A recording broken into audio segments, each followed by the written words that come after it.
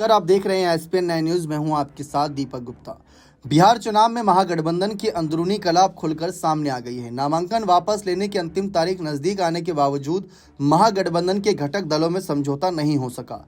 स्थिति यह है कि राज्य की कम से कम 11 से 13 सीटों पर आरजेडी, कांग्रेस, सीपीआई और वीआईपी उम्मीदवार एक दूसरे के खिलाफ मैदान में उतर गए।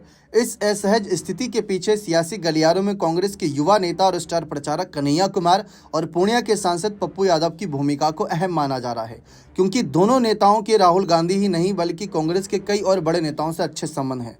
लेकिन हाल के महीनों में दोनों नेताओं के साथ हुए व्यवहार के बाद मामला पूरा पलट गया।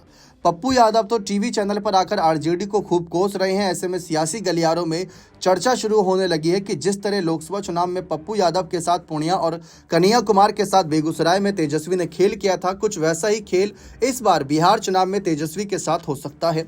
बीते लोकसभा चुनाव में कांग्रेस तेजस्वी से बेगूसराय सीट कन्हैया कुमार के लिए मांग रही थी, लेकिन आरजेडी ने कन्हैया कुमार को ना देकर ये सीट सीपीआई को दे दी थी। इसी तरह पप्पू यादव भी कांग्रेस की टिकट पर पूर्णिया से लड़ना चाहते थे, लेकिन तेजस्वी ने यह सीट कांग्रेस को ना देकर जेडीयू से आई बीमा भारती को दे दी। हालांकि इसके बावजूद पप्पू ने यह सीट जीत ली, लेकिन विधानसभा चुनाव में कांग्रेस को ज़्यादा से ज़्यादा सीटों की मांग पर तेजस्वी यादव का पूरा गणित बिगाड़ दिया। तेजस्वी के इस रुख से दोनों युवा नेताओं को बड़ा झटका लगा। माना जा रहा है कि तेजस्वी द्वारा इन नेताओं को लगातार हल्के में लेने का नतीजा विधानसभा चुनाव में सामने आ रहा है, क्योंकि दोनों नेता राहुल गांधी के साथ साथ कांग्रेस के काफ़ी करीबी हैं। दूसरे चरण के नामांकन वापस लेने की अंतिम तिथि 23 अक्टूबर से पहले भी गठबंधन में गहरा मतभेद बना हुआ है। सूत्रों के अनुसार कम से कम 11 सीटों पर गठबंधन के उम्मीदवार आमने सामने हैं।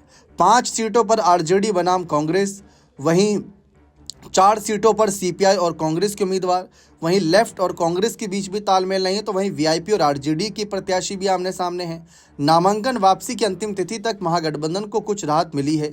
लालगंज सीट से कांग्रेस प्रत्याशी आदित्य कुमार राजा ने अपना नामांकन वापस ले लिया, जिससे वहां आरजेडी के लिए रास्ता साफ हुआ है। हालांकि अभी भी लगभग 9 से 11 सीटों पर पेच फंसा हुआ है। अशोक गहलोत इसी कड़ी में बिहार भी आ रहे हैं। इन सीटों पर कई उम्मीदवारों का कह सकते हैं दबाव बनाकर नामांकन वापस लेने के लिए मनाया जा रहा है। माना जा रहा है कि जहां पप्पू और कन्हैया का प्रभाव है, वहां कांग्रेस नेताओं ने जानबूझकर कड़ा रुख अपनाया ताकि आरजेडी पर दबाव बनाया जा सके और भविष्य की राजनीति में कांग्रेस का दाव मजबूत हो सके। महागठबंधन की इस अंदरूनी राजनीति का सबसे बड़ा प्रभाव ये होगा कि इन टकराव वाली सीटों पर गठबंधन का वोट पूरी तरीके से बढ़ जाएगा।